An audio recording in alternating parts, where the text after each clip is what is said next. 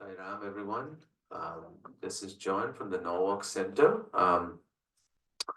We had a short bhajan program today, so we can make room for our regional kickoff for the Jnana Vahini. Our study of the Jnana Vahini begins. Um, Before we go further, I don't know if Soundri Krishnan, our regional devotional coordinator, is on the line. Soundri, if you are, would you want to say a few words? Maybe she's not there. 1 second.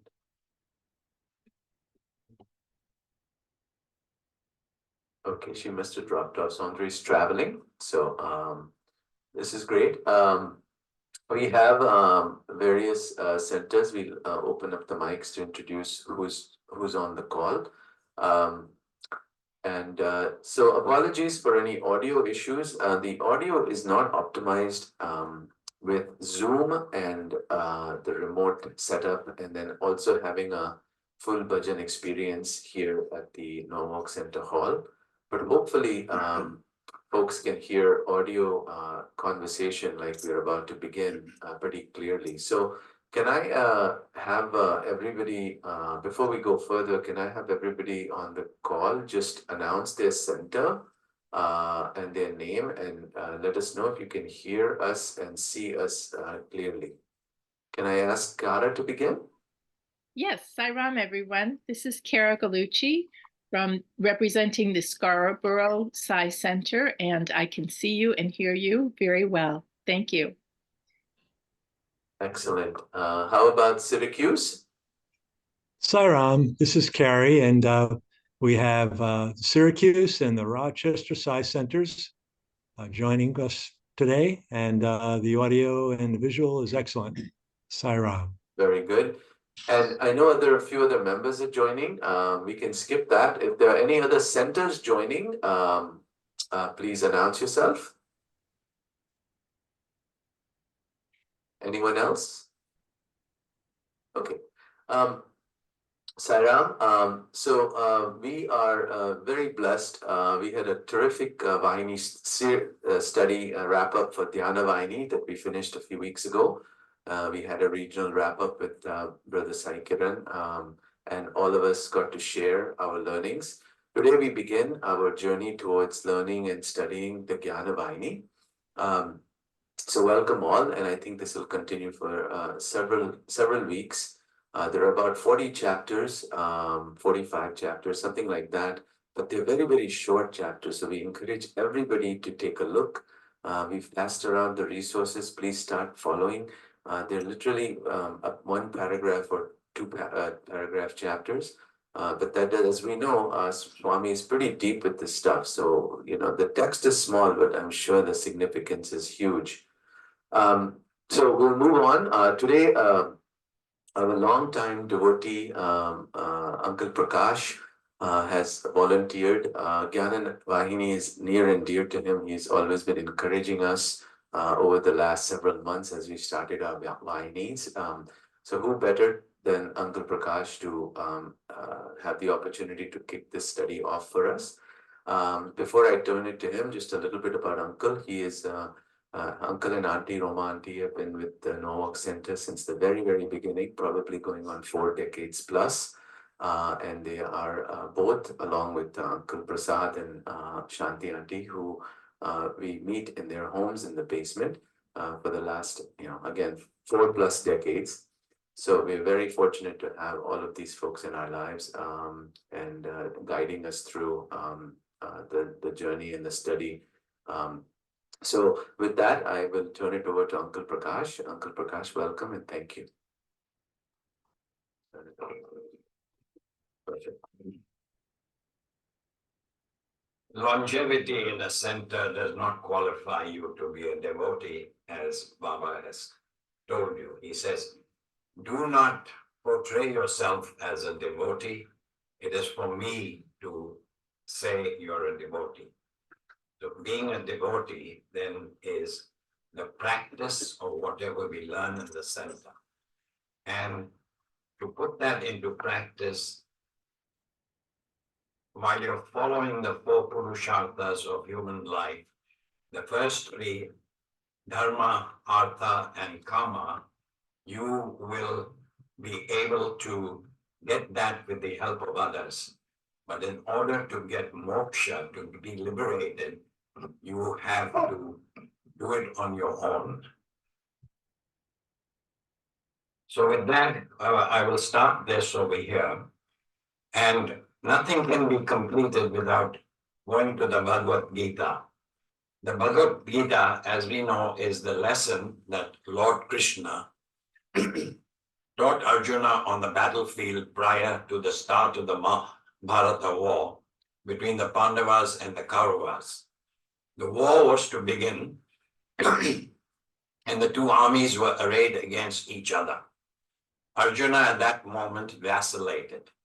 Seeing familiar faces on both sides, relatives, friends, preceptors, teachers, Arjuna had a momentary lapse and said to Krishna that he was not going to fight this war.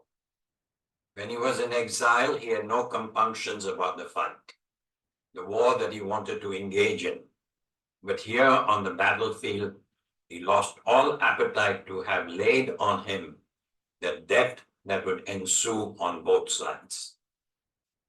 The first lesson that was taught by Krishna to Arjuna was that he was a Kshatriya, a warrior, and that his intrinsic nature was to fight.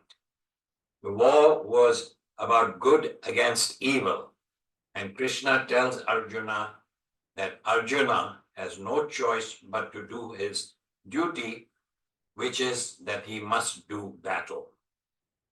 Remember that in the time of Lord Rama, good and evil were on opposite sides. During Lord Krishna's descent on earth in the human form, good and evil are in the same family. Arjuna lost balance and was not willing to fight, as he would be responsible for the death of so many people. Krishna patiently teaches Arjuna that man, the human creation of God, has been endowed with qualities which, if properly used, will bring him to the Bhagwan stage. Man is Atma, which has no attributes and is not subject to death, birth, and is limitless.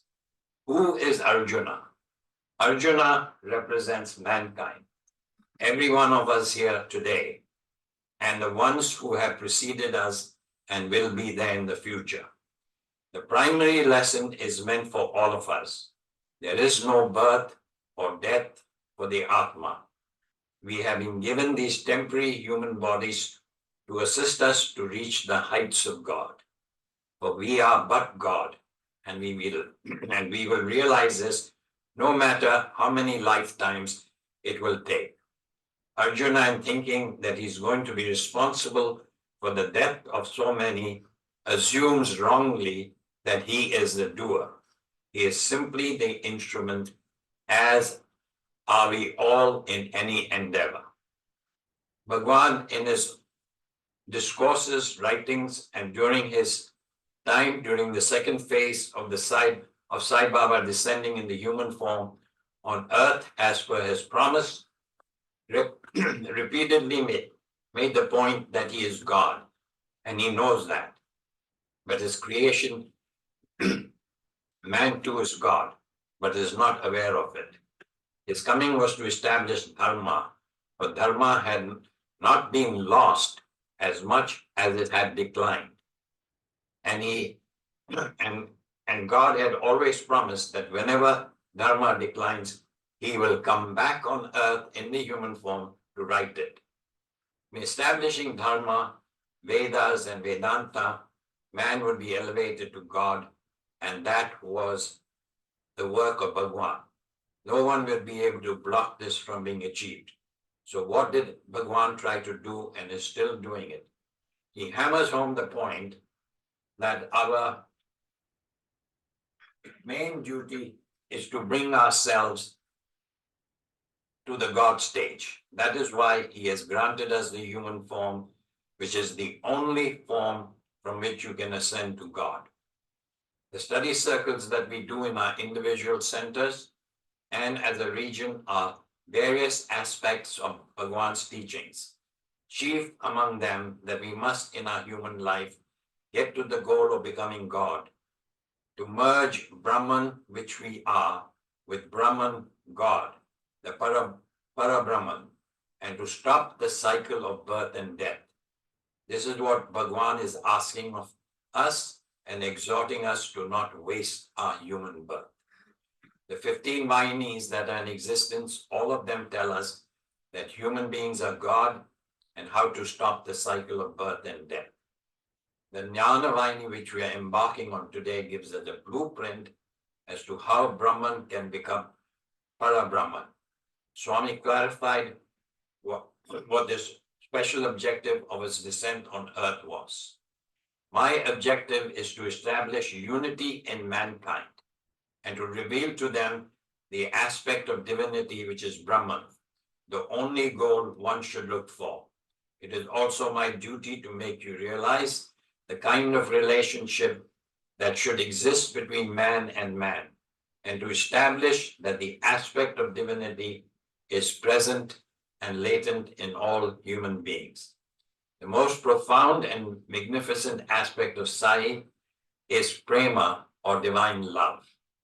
He says, I am love, always love. God is love, and wherever there is pure love and love only, that is God. Love is everything, but people do not understand love.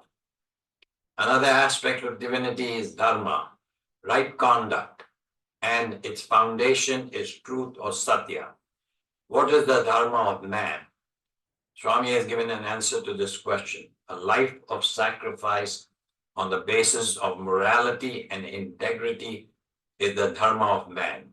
How should dharma be practiced? With purity in thought, word, and deed. Dharma is derived from the root dhr, meaning to wear. Dharma is that which is worn. As clothes maintain the dignity of the person who wears them, so also dharma is the measure of the dignity of the people, of a people, of all the people. Dharma is to be practiced. It is when the practice declines that the Lord incarnates. Dharma confers strength, not animal strength, but spiritual strength. There must be harmony of thought, word, and deed for love and dharma to flourish. Man should always recognize that this is the main goal, to merge with the Brahman. What does he have to do? We must remove the ignorance to acquire knowledge. The knowledge is only gained by inquiry. Our mind should be engaged constantly in the inquiry of Brahman. What ignorance do we have to remove? We must remove the ignorance that is attached to the mind by engaging in incisive Atmic inquiry. When we get full knowledge, then only we can get liberated, attain moksha. Thereafter, we can follow the path of Brahman and act according to the wisdom gained. The spiritual exercise, which has to be done by all of us, the real penance we must practice is to be guided by a spiritual teacher or follow the path shown by sacred texts and to obey the rules and directions with steadfastness. We can progress at a quick pace to achieving the highest stage if we follow the instructions of the teacher and the Holy Scriptures. To that extent, we've had Swami as our teacher for many, many years, and he still is guiding us. What is the purpose of removing the ignorance of the mind? When we remove ignorance and delusion, the Atma in everyone will shine. Right now, we are attracted by the external objects and sensory impressions. Because of this, we are seeing diversity, and all sensory impressions are temporary. They are changeable, liable to decay, and hence are unreal. They are not the truth, satya. They are unreal, mithya. What we are after is to recognize that we all are one. The whole universe is one, and that everything is one. There is bondage and sorrow in being attracted to sensory objects. In following the sensory objects, we will not achieve the goal of recognizing that we are Brahman. We will suffer sorrow, and the cycle of birth and death will not stop. Constant effort is needed to turn the mind inward, away from sensory impressions. Rigorous inquiry is needed to get the mind away from pleasurable and painful fleeting products of sensory contacts, which will only increase the bondage, and we will not realize the Atma. Attachments and affection, envy and hatred come about because of sensory impressions.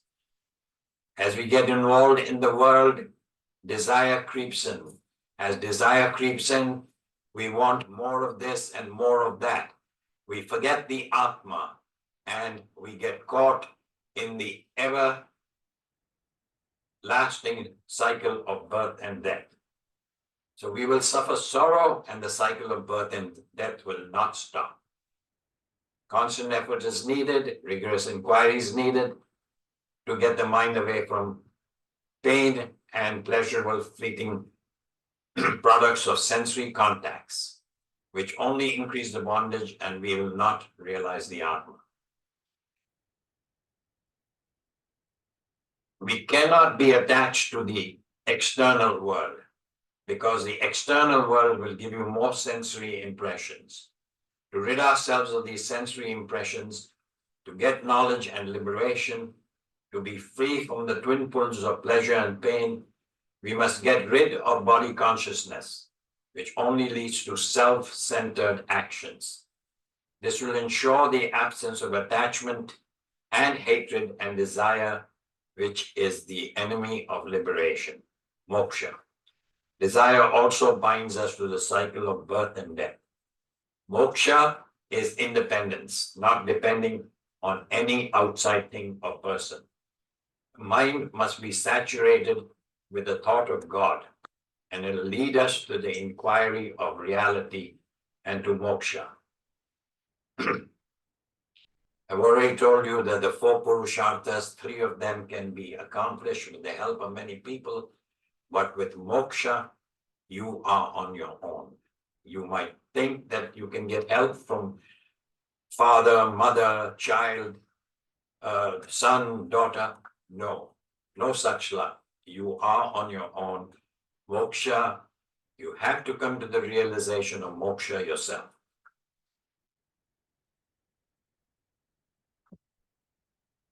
To get liberation, one is on his own. Desire must be rooted out, but it cannot be done without the conquest of the mind. There are obstacles to be overcome and spiritual exercises to be practiced to recognize that the individual self, Jiva, and Brahman were one, are one, and will ever be one. At the heart and center of every individual, Jivi, exists the supreme Atma, Paratma. The entire universe is enveloped and sustained by the subtle Atma. We must direct our attention inward, away from the external world. Fix your mind on Brahman. Do not be affected by joy or grief, to establish ourselves in Sat Chit Ananda, being, awareness, bliss. Knowledge of the Atma, Atma Jnana, requires giving up the impulses, which are the vasanas that you carry. Vasanas are impressions, but also have been defined as the smell carried by one body into the next body that is going. The second thing is required uprooting the mind. And third is the analyzing the experience to grasp the reality. The impulses lead the mind toward the sensory world and bind the individual to joy and misery. Hence, the impulses must be put down. The mind is a bundle of impressions, vasanas. The mind is creation, Jagat itself. Because of the Maya, the first thing that Maya does is superimpose permanence on impermanent objects.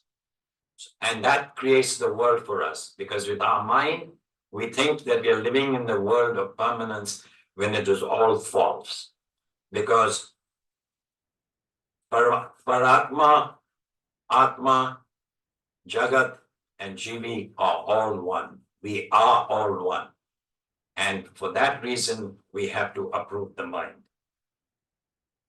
Jagat becomes the world for the individual. Creation is born and dies, enters into the consciousness, or disappears from the consciousness as per the reasoning of the mind. The mind referred to here is the chitta, the higher mind. So when the mind is destroyed, the chitta is destroyed, the world is destroyed, and one is free, liberated, and attains moksha. Succeeding in controlling the consciousness, which is the chitta, means that the ego, the feeling of I, has been cast aside, and all activities of the consciousness, the chitta, also vanish automatically. Be always vigilant against the senses regaining their lost mastery and enslaving the individual again. Because in this human body, which God separated from himself, and then he wants us to come back, that is the great mystery of the human life. But it is only in the human life that you're able to ascend to the Paramatma stage. You are Brahman, you will always be Brahman. No matter how many lifetimes it takes you, you will achieve it. It'll just take a lot of lifetimes. But he's given you the opportunity today and says, you do these things in this Kali Yuga, all you have to do is Nam Smarana, you have to remember God. And once you remember God, you will rise to the level that I want you to rise to. We must always be immersed in search for truth. Turn back even forcibly from sensory attachment. Spiritually wise people get full bliss from their own Atma. They do not seek it anywhere outside themselves. The one who has known Brahman becomes Brahman itself. The one who has attained the Brahman principle has become the highest. The Atma has no death. It is not born, and it is not affected by the sixfold processes of change, being born, existing, growing, getting old, declining, and lastly dying. Everything in this world is temporary. Everything undergoes this change. Everything changes. Only the Atma, which is at the center of the heart of each human being, does not undergo change. And it is to that level that we have to rise. The Atma has no such modification. It is stable, unshakable, fixed, the witness of all change in space and time. It is unaffected by transformations. Genuine moksha is liberation from the tentacles of the mind by the acquisition of knowledge of the absolute Brahma and Jnana. This, in a nutshell, is what this book is all about. This book will give you a lot. In any discourse, in any reading, in any writing that Swami has done, there is a lot of repetition because we as human beings cannot seem to understand it when it's said once. We all the time go back and get ourselves caught and snared. We cannot get ourselves away from the external world. I say Om Sai Ram, and I'm thinking, tomorrow what do I have to do to get this? Because my mind is on external objects. My mind cannot get away from the external objects. So the spiritual exercise that you have to do to get away from sensory objects, to get away from external objects, you have to put in the effort. If you do not put in the effort, it's not going to happen. Swami has given you everything. The moment you start the practice, he will be there to guide you. He will be there to raise you up when you seem to fall down a little bit, but he's always there to help you. Whether you believe it or not, Swami is holding our back and is pushing us upwards all the time, upwards to him, because that is what he wants you to do. Now, I could go through the rest of the book, but it would only touch upon the same theme again and again and again. The most important thing to remember here is that this practice, it has to come of its own. It has to be instilled in yourself to practice it. Shanti Aunty tells us she has been doing meditation since the age of 15. Come any day, rain, sunshine, or whatever, she does that in the morning and in the evening. How many of us can say that we have that sort of discipline? So it is discipline that will take you to God. It is discipline that will define your upper self. It'll be discipline that makes you come to the level of the Paramatma. And that is exactly what this book is all about. And if anybody has anything to add over here, please do so. And then we can continue. We take a moment of break online. Anybody want to share any thoughts so far? Please feel free to unmute and do so. Sairam, this is Syracuse. Hello. And hello. Baba says that the practice of bhakti will eventually lead to jnana. And is there something that you might want to share about that to elaborate how that occurs? Sairam. Swami has said that the way to achieve this is through bhakti, through devotion. But he gives you the path of devotion, and he says, do not think that devotion is not part of jnana, wisdom. The path of bhakti, which is bringing yourself to practice, to love God, and to love God means to love every human being on this earth, every living thing on this earth, and not to differentiate. So when you put that thing into practice, devotion, you are what I have referred to as practicing what he wants you to practice, and it automatically, all three parts become one at the end. So devotion is a very, very important part, and devotion and faith is what he wants you to begin with. Does that answer your question? Yes, Sairam. Thank you. Anybody have any questions? Sairam, this is Ramesh from Shelton Center. Brother Prakash mentioned in his read through it, talked about the bhakti aspect he mentioned, and other thing he mentioned was the namasmarana and surrender. Those two items go to each other, and doing namasmarana is the process in which you can achieve the love for God. But Swami makes a very simple example. For instance, once we asked Swami, what's good message for America? He said, America is reverse. He says, Sanganiti, Papa Bhiti, Deva Priti. In India, he says, Deva Priti, Papa Bhiti, Sanganiti. So if you love for God, you can have good company.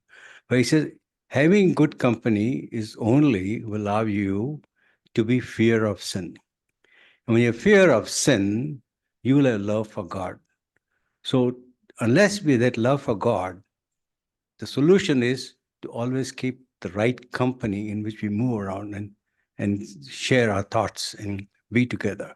So that's the essence of trying to reach to bhakti, namasmarana, remembering God's name all the time. And then secondly, Prakash mentioned is about the chasing the Maya. Maya is the one which distracts us from remembering God all the time, because the world is pulling us towards it. So for that process, simple example Swami gives us how to conquer Maya. It's very simple. He says, if you look at your shadow, if we are looking at the shadow, if you're looking at in the front where the sun is behind you, then you look at the motion of the shadow, it's in front of you. We keep walking to chase the shadow, but you cannot catch it, right? However, if you're facing the sun, where the shadow is behind, that Maya is behind you, is not bothering you at a certain extent, but at least it is not conquered as yet. But at the noontime, Swami says, where is the shadow? It's under your feet. The sun is on top. So the solution he gives us, if you remember God and surrender to God and have a namasmarana, the jnana becomes easier. The meditations become easier and you conquer the Maya that way. So essential thing here is the brother mentioned about bhakti, seva, jnana, all three paths. But easiest path, Swami says, is to have selfless service. And what he means by that is one time you were in the interview, Swami, we talked to them. And what's conversation about? Swami started, tell me, knowing God, what does it mean to you?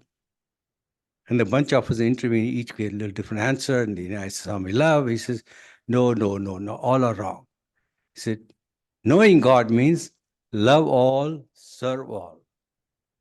Implying, he explained is, I created myself from myself so I can love myself. That's how they made creation, because he had nobody to talk to when he was very dark. So it's understanding that he is all pervasive and the universe is created. He's implanted himself in each one of us, each and every element that we have. So love all through all means not really trying to love Swami by taking gadgets to him, but seeing him in each and everything that he's created. Once we have that, you can easily achieve bhakti and jnana. So choose one path only. The path of bhakti and the path of jnana are troublesome. There are a lot of catches into it, and there's a lot of hurdles into it. The easiest path is to have selfless seva. That will eventually lead to bhakti automatically without making an effort about it. Jai Sai Ram. Thank you. As Ramesh said, that you have to train the mind to dwell ever on God. This word surrender that we use is very difficult. So you have to look at yourself, the finite self of yourself, and you got to look at every human being. In every human being, there is the Atma.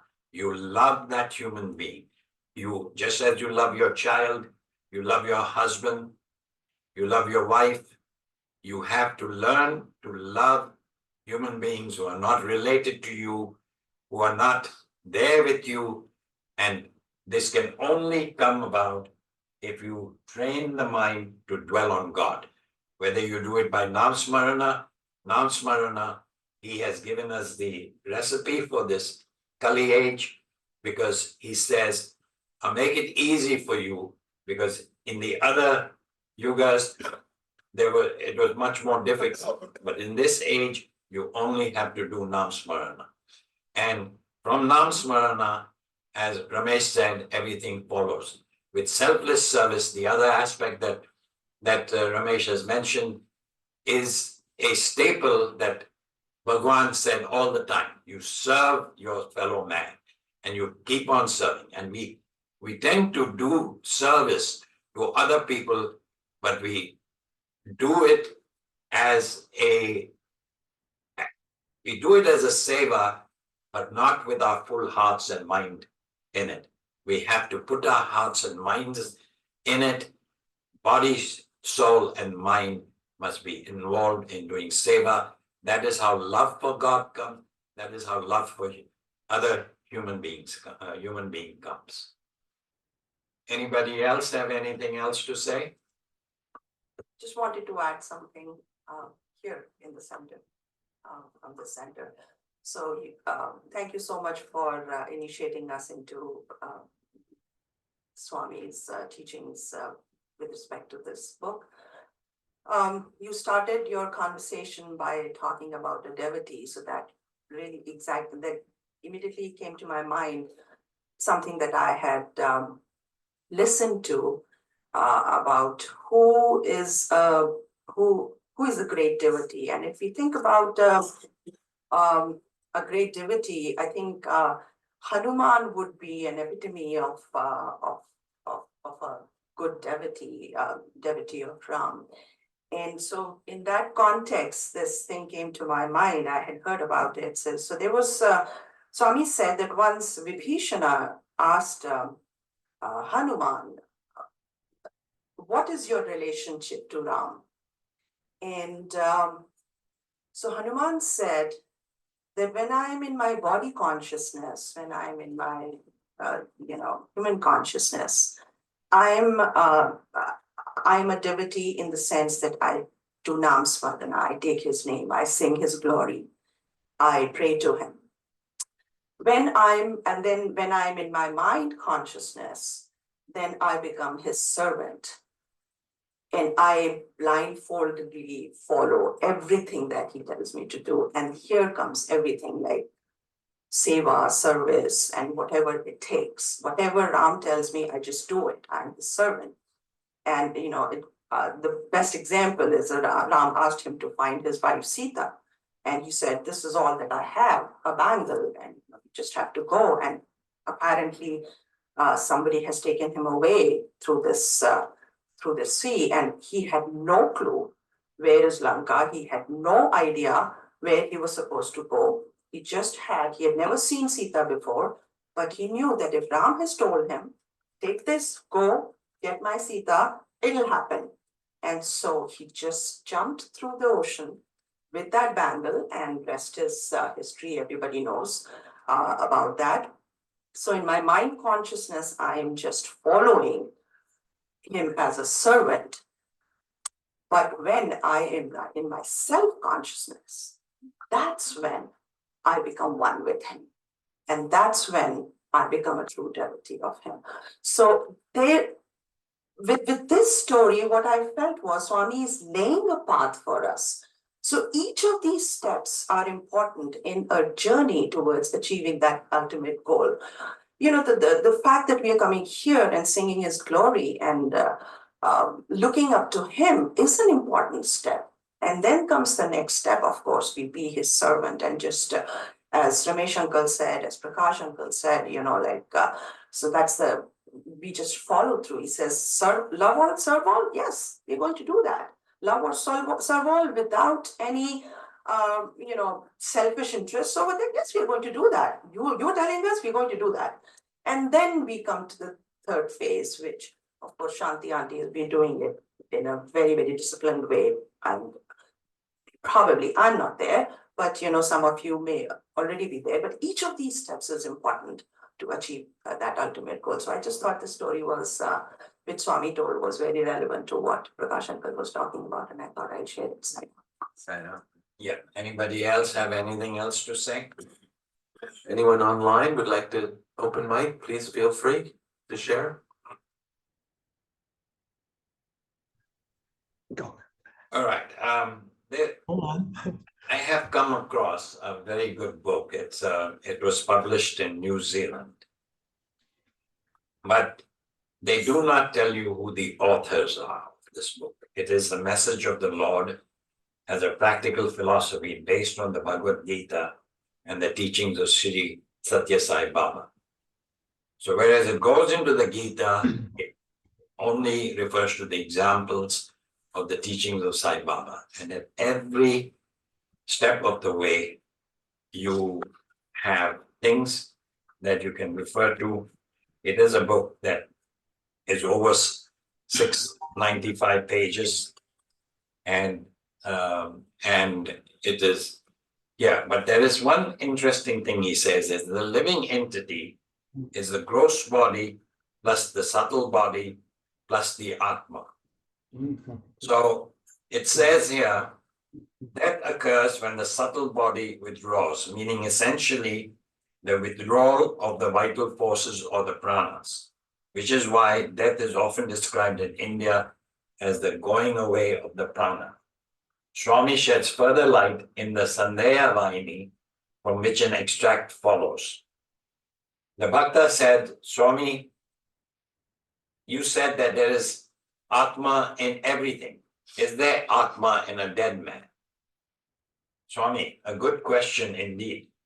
Well, it is only when you have awakened from deep sleep or Shushupati that you are aware that there is a small I, is it not?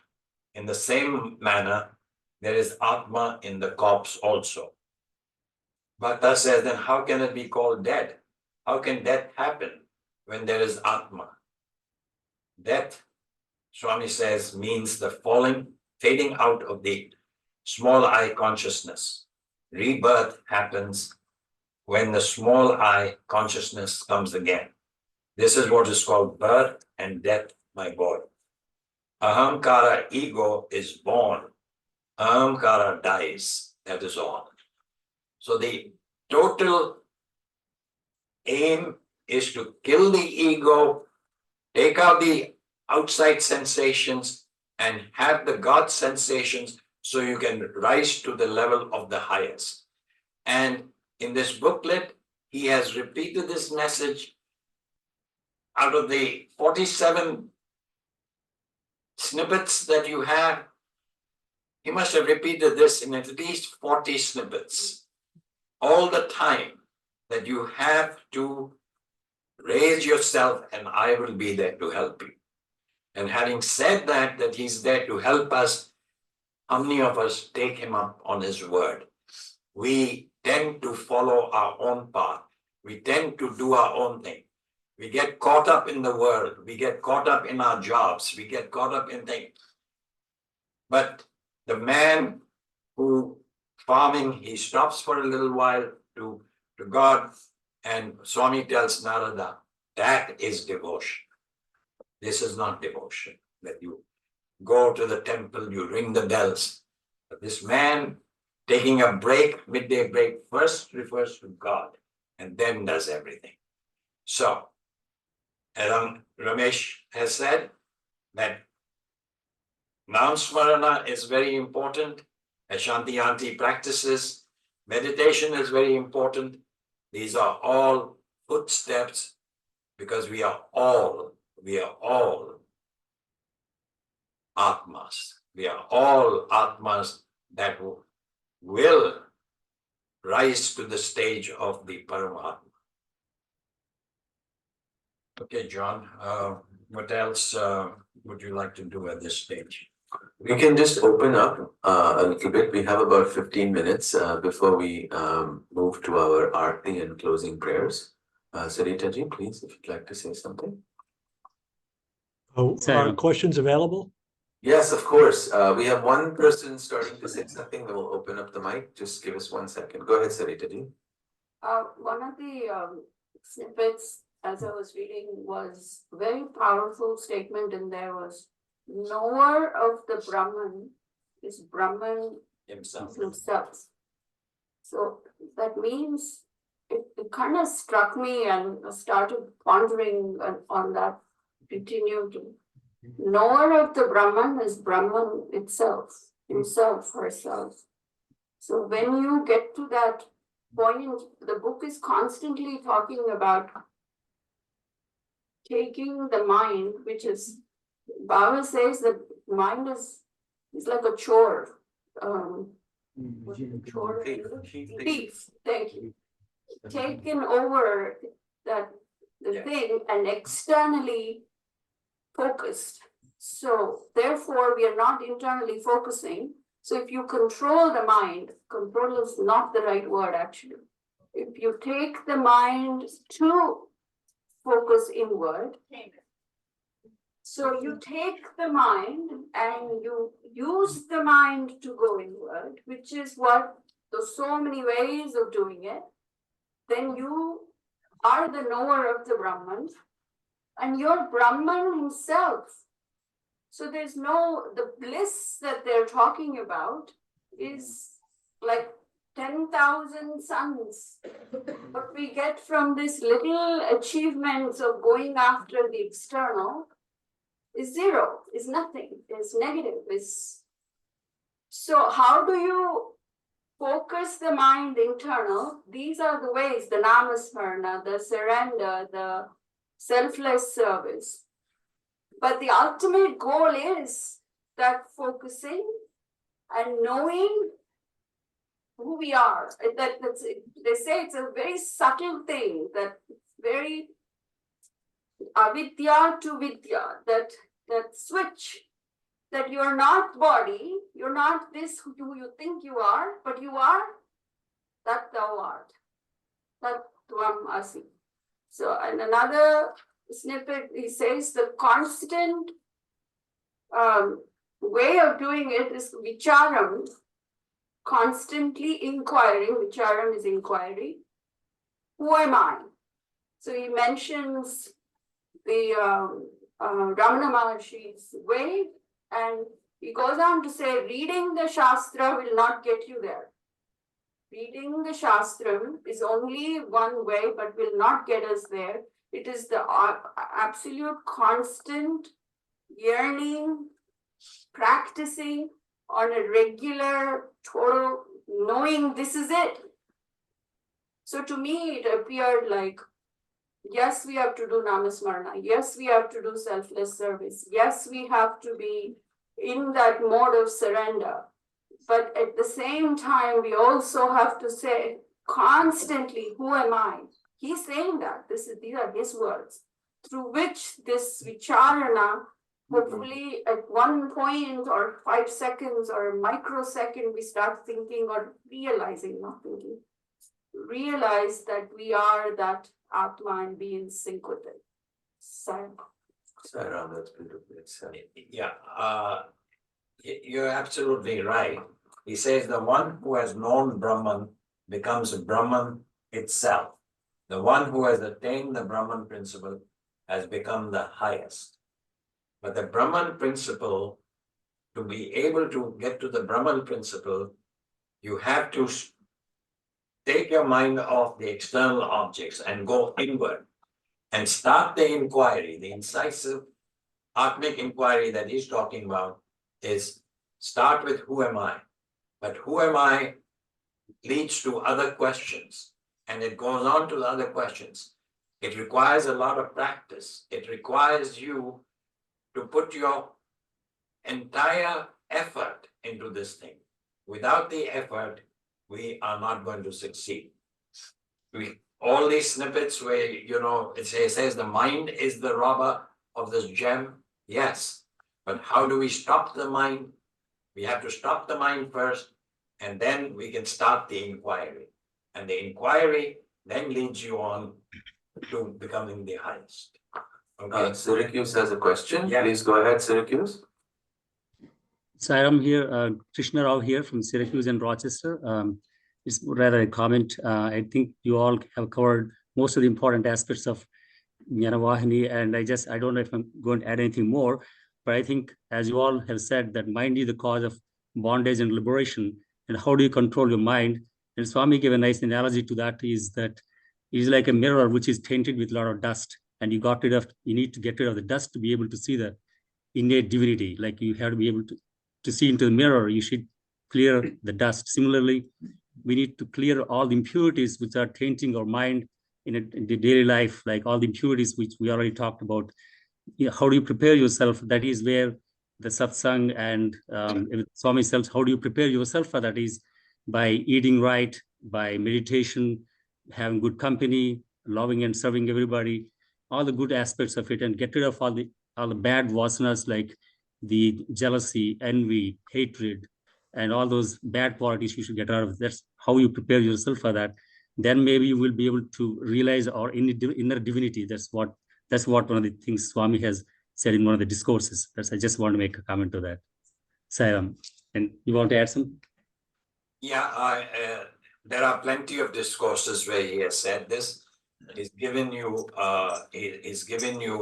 a route map for how to achieve all this. But everything begins with your practice, Everything begins with your having the love for God. Love for God. God is abstract. He's not here. Only other human beings are here with us. And if we do not recognize that every human being is one with us, they are the same as us, they are God, then we cannot reach that stage of what Swami wants us to reach. He wants you to give yourself, heart, mind, soul, to himself. Just to say, I have surrendered, that's not an easy job. So you have to take into account whatever he says, but you have to put it into practice. Sairam, beautifully said. Prakash, I have a comment to add to Yes, please. all the conversation going on. I have a comment to add. May I speak, please? Yes, of course. Yes, uncle. Go ahead. Yeah. So, lady opened the question, talk about mind management, mind control, and Krishna gave good thoughts about how to live a life to get there. So, Swami, I like simplicity. For me, Swami is very simple. His talks, his conversations are hard to understand completely, but focusing on a single sentences like help ever, hurt never, or love all, serve all, or if you cannot oblige, speak obliging. All these are the one way to follow. But at the end of this, Swami said, I have taken birth to make you realize who you are. Swami always asks question, where are you from? Who are you? All these questions, right? We do not know. We identify bodily. So he's come to liberate us. That is what he wants, expedite liberation. And for that, he has made the process very simple, and we devotees try to make it more complicated for ourselves. So simplicity lies in the following is mantra Sai, right? S-A-I. I is illumination. That's the end state he's going to give it to us. But start with the end state, Swami says S, which is seva, which is your karma marva. A is adoration, which is complex. Surrender is one of the 9 bhakti margas. Is so in those following 6 chapters in Bhagavad Gita, which is all about bhakti. But that's very hard process. So he says S is seva. Just do that and don't worry about the illumination. It'll come to you. But we're trying to chase illumination, learn lots of different things and make ourselves very complicated. So in the end, he said, just because a couple of years before he passed away, he's talked about this 5 simple sentences, my dear brothers and sisters, 5 simple sentences to reach the end state. And of which the first 3 sentences are very important. The first he says is, look behind and thank God. So look in the past, where were you and where are you today? How many angels have come to in your life? So look behind, thank God means thank the angels who have brought you where you are. Spiritually, materialistically, family-wise, what have you. Each time there's an angel who is popping you up to the next stage in life, right? So any number of angels you can think about. That's the stage of gratitude. Always being grateful is the message basically. That is. He said, look forward and trust God. That means trust God means trust God will be sending angels. He doesn't come down and help us. He sends the angels. He sends you and me to help us get through difficulties. You and me do not be helping the person, but we happen to be there and happens we are his angels, right? Each one of us becomes angels. So look forward and trust. Angels are waiting. When you're in trouble, you talk to God, pray to him. He will send you an angel to you. He's not coming down to you. He sends a messenger to you, gives you answer to your problem. We experience all this again in our lives, right? In the third sentence, he says, look around and serve God. Look around and serve the angels like other people out there. It's your turn to become an angel, to be of seva to somebody else. That's the path of seva. Look around and say, don't say, oh, shrug your shoulders, not my problem, it's somebody else's problem. You walk away in a materialistic world, isn't it? The opportunity given to you, if you don't take it, Mr. Joe Blow will take it, or Joe the John will take it. He has all the angels to carry out his work. So person will get the help. If we don't take the initiative, if the work comes in front of us, somebody needs it, our time, our energy, our money, whatever that he has bestowed to us, it's not ours, it's his. Can I deploy that for his good things when somebody comes to my doorsteps? As simple as that, my friends. So look around and serve God. Once you do these 3 steps, he says, finally you come to a stage automatically, look inside and see God. I cannot see God inside, but by serving, I can see God in myself because I'm seeing other, I'm empathic somebody else and see, I associate with people I've served, that is they're one with me. That's the stage you automatically get, look about it, don't think about it. The final stage is mukti. Gita calls it Jivan Mukti. So look through and be God. You come to a state that you become Brahman. You are just watching the scene up there and you are playing your role into it, but not being bothered by ups and downs of life. Being in state of equanimity. That's the end state. It'll come to us automatically, but we can just follow the 3 simple steps. We will get the following about the other 2. Jai Sai Ram. Thank you. Beautiful, Uncle. Thank you. Others on the call, online, anybody want to share their thoughts or have a question? This is a great time. Sairam, Sairam, can you hear me? Absolutely. Sairam. Sairam, I'm Sandhya from Rochester and Syracuse Science Center. Swami has laid out, as everyone has shared their understandings of, Swami has said that there's this beautiful roadmap that we can follow. So this is reminding me of just a very small example and a story. I believe it's from one of the Upanishads where you have 2 birds and the 2 birds are perched up on the tree. One is at a lower branch, one is at the higher branch. The little bird that is on the lower branches is finding the fruit. And once it finds the fruit, it gets very happy. Once it finds like a bitter fruit, it gets disappointed. Meanwhile, the bird that is on the higher perch is majestically sitting there unaffected by any of the things that are going on. And this bird that's on the lower perch is, thinking, and the lower branch is thinking, how is it that this higher bird is so serene, so peace, unaffected by anything what is going on? And it asks itself, that's the inquiry, right? To find out, how can I attain that? How can I be just like that?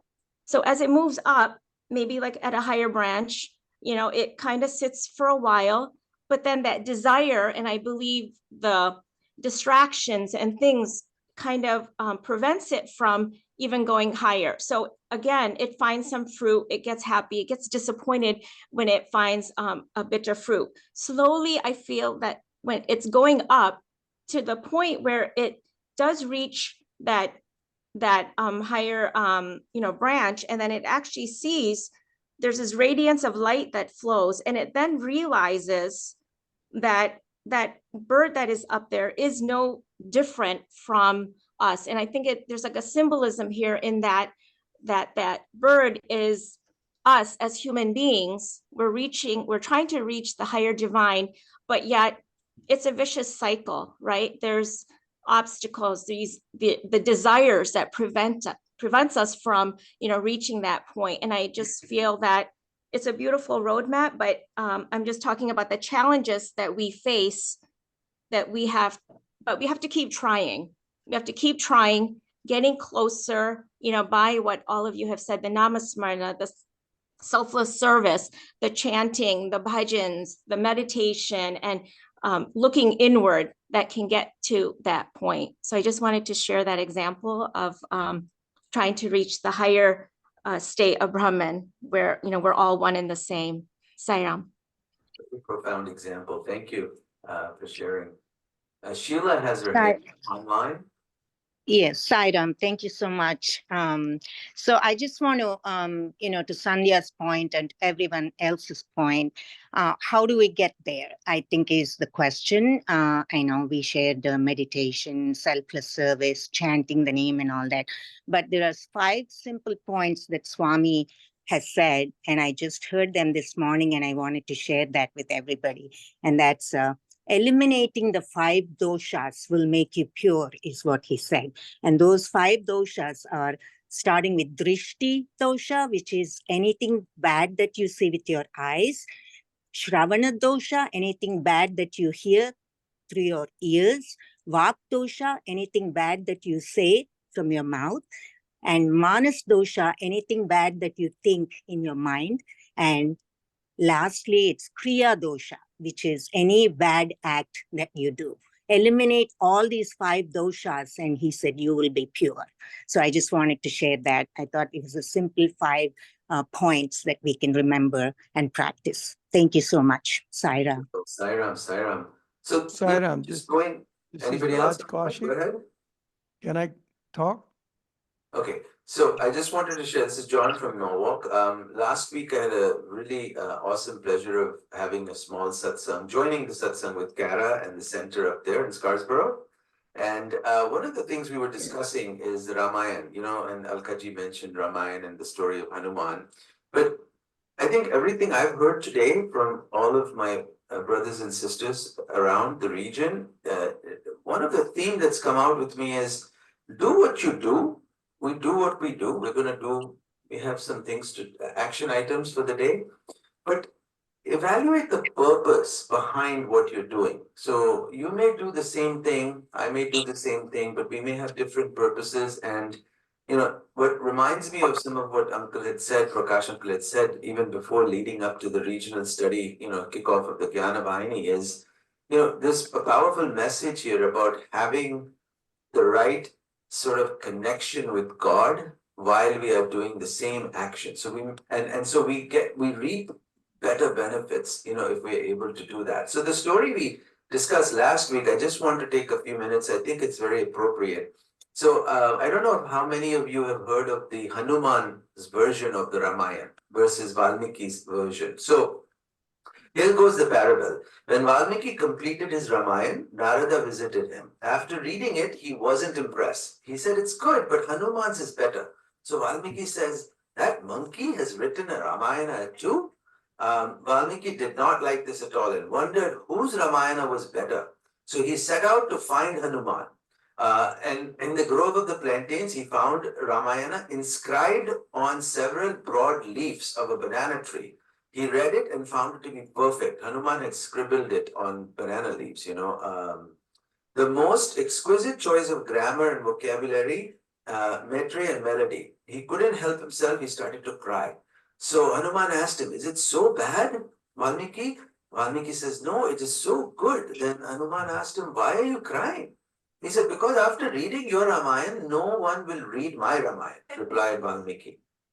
So hearing this, Hanuman simply tore up the 7 banana leaves, stating, now no one will ever read Hanuman's Ramayana. Valmiki was stunned at his action from Hanuman. Hanuman said, you need your Ramayana more than I need mine. You need your Ramayana more than I need mine. You wrote your Ramayana so that the world remembers Valmiki. I wrote my Ramayana so that I remember Ram. At that moment, Valmiki realized how he had been consumed by the desire of validation through his work. So the same account of Rama, right, coming from a very different angle, changes everything, changes just about everything from the ground up. He had not used his version of Ramayana to liberate himself, but from the fear of invalidation. He had not appreciated the essence of Ram's tale to unknot his mind. We get carried away with these things. If we have that real jnana, right, like we which is what Swami and all of our sages have really been trying to teach us since the beginning of time. So his Ramayana was a product of ambition, but Hanuman's Ramayana was a product of affection. That's why Hanuman's Ramayana sounded so much better. Valmiki realized that the greater than Ram is the idea of Ram. So it's extremely powerful as we inaugurate this session of the Jnana Vahini, because I think I also peeked ahead a little bit in some of the little tidbits that are there. And what's coming out to me is everything we know, but it's how we do, what we do with what we know that matters. Saira. Okay, what Sheila said about the 5 sheets of the body that have to be unraveled to get to the Atma. It is the analytical penetration of the secret of the Atma achieved by the keen edge of intellect, and that can only be got by peeling the 5 koshas that cover the body. The attachment to the Atma won't undergo any modifications. Even when the senses and body fall, the Atma will remain an infused bliss. It is unlimited, indestructible. Everyone has attachment to the self or Atma. It is of the nature of the highest bliss. For this reason, it is also described as the nature of being awareness, bliss, Sat Chit Ananda. And anybody and everybody can reach the Atma. God has not made it that somebody cannot reach it, that because of your birth or caste, you're inhibited from trying for that. Everybody can reach it. In the past, they talked about women reaching the heights, but everybody reaches these heights and you're able to do it. As you'll embark on this study circle now with the individual centers, there are a lot of points that you all will have to look into. One of the points that you will be looking into, what makes a good devotee? And as Alka gave us a reply, what makes a good devotee who can come up to the level that Swami wants you to come up, you have to examine that. In our center, we do 2 snippets at a time. Is that correct, John? We do two snippets. Yes, we've decided to start with doing 2 chapters at a time. Correct. Because they're very short, but 2. Yeah. So, I mean, they might be very short, but there's a lot of meaning to it. So as y'all go through these chapters, many people will get examples. But as Ramesh has said, keep it simple. Keep it so that you can follow it. Keep it so that you can reach the heights. I wish all of you to become the Gyanis, and on the men's side, it takes us a little longer. Sairam, with that, we're going to close because it is 10 to 12 and we have to do our closing prayers and Aarti. So for those of you online who want to stick around, and please feel free and join us for the closing of the program, and hopefully the audio will cooperate. Jai Sairam, thank you.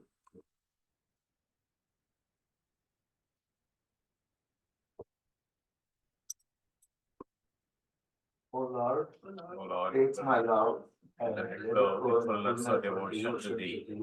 O Lord, take my hands, let them work incessantly for Thee. O Lord, take my soul and let me burn in one with Thee. O Lord, take my mind and thoughts, let them be in tune with Thee. O Lord, take my everything, let me be an instrument for Thee.